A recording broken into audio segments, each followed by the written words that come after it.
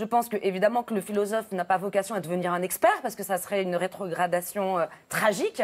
Mais en revanche, le philosophe doit dépasser la problématique de l'expertise, non pas dans le fait qu'il saurait tout, mais dans le fait de dire il faut cesser avec l'expertise, parce que l'expertise n'a pas le dernier mot sur les choses. L'expertise n'est pas un jugement. Mais je le fais. L'expertise est juste un discours technique sur quelque chose, et en plus, la plupart du temps, très illégitimement soutenu. Oui, et donc le philosophe est là pour remettre une voix. Qu'est-ce que vous prenez? Non, parce que c'est pas vous en tant que tel. Je veux dire, continuons, c'est un pleutre, c'est un lâche. Non, pas du tout, parce que je veux passionner votre livre. Un mot là-dessus. Moi, je le fais, mais de préférence dans la presse écrite plutôt qu'à la télévision. Si on prend l'exemple Finkielkraut, Onfray, Régis Debray, et j'ai de l'estime et de la sympathie pour les trois. Mais moi, je dis pas qu'il faille faire ça. On ne parle de pratiquement que pour leur prise de position à la radio ou à la télé. C'est quand même un drôle d'exercice. De pas parler. Attendez, à l'inverse, j'écris tous les mois dans Challenge sur l'actualité. J'écris tous les 2 mois dans Le Monde des religions, qui est un bimestriel, et à chaque fois, je m'exprime, y compris sur les questions de l'heure. Mais l'avantage, quand on écrit régulièrement, c'est que ce qu'on n'a pas dit dans un article, on le dira le mois d'après. Mais vous devez aller engager avec les lecteurs un débat de fond.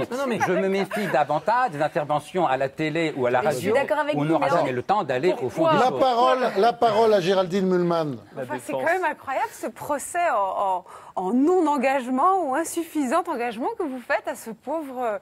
Mais c'est parce qu'on veut qu'il fasse plus. André Comte-Sponville. On ne parle pas de la même chose du tout. D'abord, je vais juste dire que je pense que la question de l'engagement est une question très profonde et très compliquée. Elle n'est en rien réservée aux intellectuels.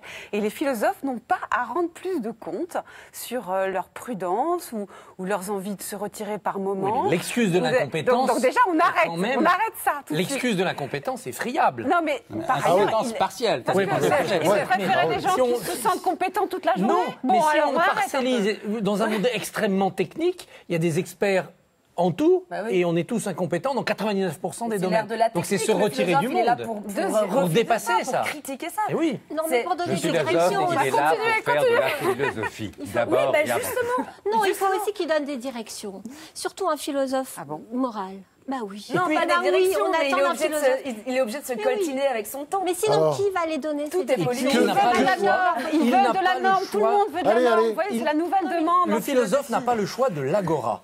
Platon, c'était oral, donc on parlait en marchant. Pas ça du tout, les livres ont eu leur temps. Aujourd'hui, l'agora, ce sont ces médias audiovisuels aux contraintes terribles. Vous devez d'y aller.